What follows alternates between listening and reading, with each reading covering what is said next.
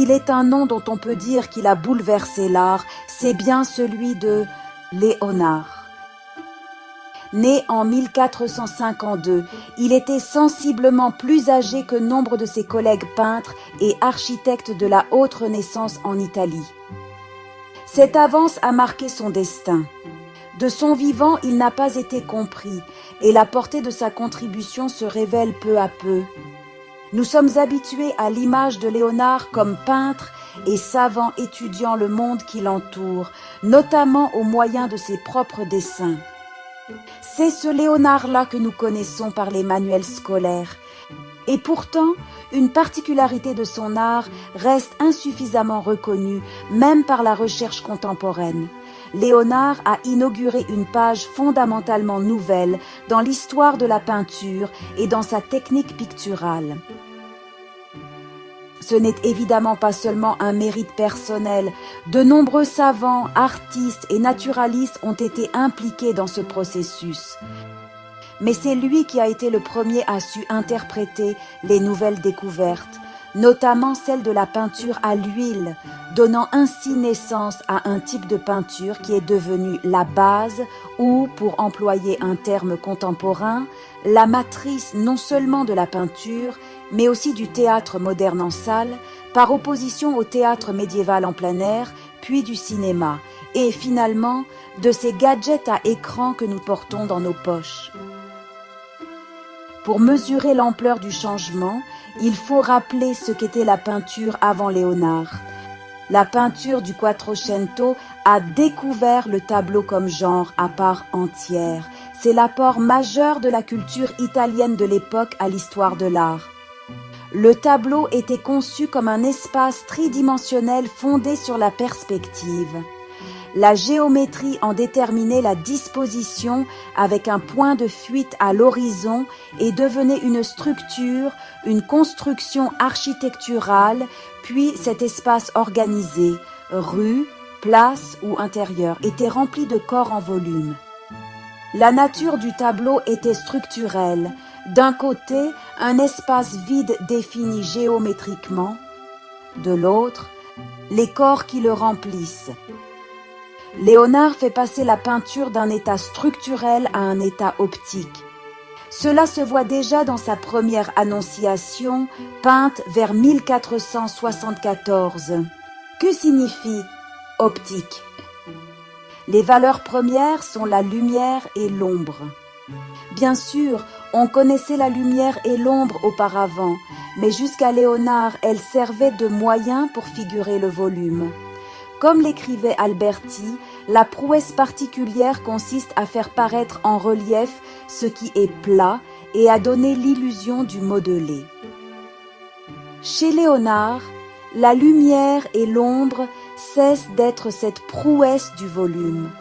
Elles deviennent des attributs du milieu, une caractéristique de l'air et de l'environnement.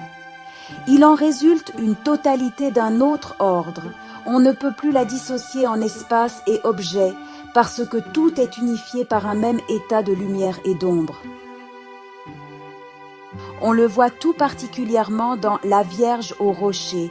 Ici apparaît la célèbre composition pyramidale, le sommet de la pyramide, la tête de la Vierge, la base, les enfants Jésus et Jean-Baptiste, ainsi que l'ange qui soutient le Christ. Le centre de la composition est laissé vide. Aujourd'hui, il n'apparaît que comme une tache sombre, car presque tous les tableaux de Léonard nous sont parvenus dans un état de sorte de ruine. Mais autrefois, ce centre était rempli des plus fines vibrations de lumière et d'ombre, mobiles, dynamiques, poussées jusqu'au plus infime quanta. Léonard considérait l'ombre transparente comme le fondement de la peinture. La luminosité s'est perdue avec les restaurations et le temps, mais c'est précisément grâce à l'adoucissement lumineux des contours et au sentiment d'un milieu commun que naît dans ce tableau une peinture nouvelle dotée d'un autre degré d'unité, ni géométrique ni plastique, mais optique. Elle est perçue comme un tout organique. De ce milieu lumineux va naître toute une histoire de la visualité. La salle est plongée dans l'obscurité, l'écran est éclairé, ainsi fonctionne le cinéma, une synthèse de la contemplation inaugurée par Léonard et du spectacle venu du théâtre. L'immersion la plus fine dans les nuances de lumière et d'ombre engendre une culture visuelle d'où naîtra ensuite tout le XXe siècle, la télévision et nos petits écrans où les corps se meuvent. C'est la conséquence directe de la découverte de Léonard. Léonard fait le premier pas de la pure contemplation vers le spectacle. Dans l'expérience de la composition monumentale de la bataille d'Anghiari, seuls des matériaux préparatoires et des copies nous sont parvenus, il représente l'épisode de la lutte pour l'étendard. Une mêlée acharnée d'hommes et d'animaux. Les chevaux se mordent, les cavaliers s'affrontent. Sa tâche est de montrer la poussière, des particules en suspension qui saturent l'air, les filets de sueur qui coulent sur les visages et laissent des traces sur la peau empoussiérée. La technique traditionnelle de l'époque ne permettait pas de résoudre de telles tâches, bien que dans la peinture de chevalet à l'huile, il eût déjà obtenu un milieu de clair-obscur vibrant. La grande composition murale, il a tenté lui aussi de la peindre comme un tableau en employant l'huile. Les difficultés techniques de cet ordre concernent aussi la scène. Léonard ne l'a pas peinte comme une fresque classique, mais comme un tableau mural en recourant à la peinture à l'huile. C'est précisément pourquoi l'œuvre a commencé à se détériorer très tôt. Néanmoins, son geste de principe, créer une œuvre fondée sur l'unité optique, s'est révélé une découverte pour des siècles, du moins pour ceux que nous connaissons. Ses contemporains ne l'ont pas pleinement apprécié parce que la nouvelle technique était lente, exigeait un travail minutieux et les œuvres perdaient vite leur qualité initiale. En conséquence, nombre de tableaux de Léonard sont restés dans son atelier. Leurs commanditaires ne les acceptaient pas. Cette situation d'isolement culturel se doublait de particularités biographiques. Léonard était né hors mariage.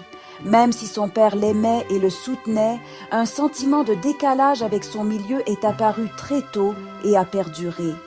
Il a largement devancé son époque et c'est pourquoi ses contemporains n'ont pas su le lire dans toute son ampleur. Certes, dans l'inventaire des valeurs de la haute Renaissance, on citait le coloris de Titien, la composition de Raphaël et le clair-obscur de Léonard, mais l'essentiel échappait à cette formule. Il ne s'agissait pas d'un simple procédé, mais d'un état nouveau du tableau comme milieu. Nous savons que le raffinement particulier de la peinture de Léonard exigeait un immense travail et du temps.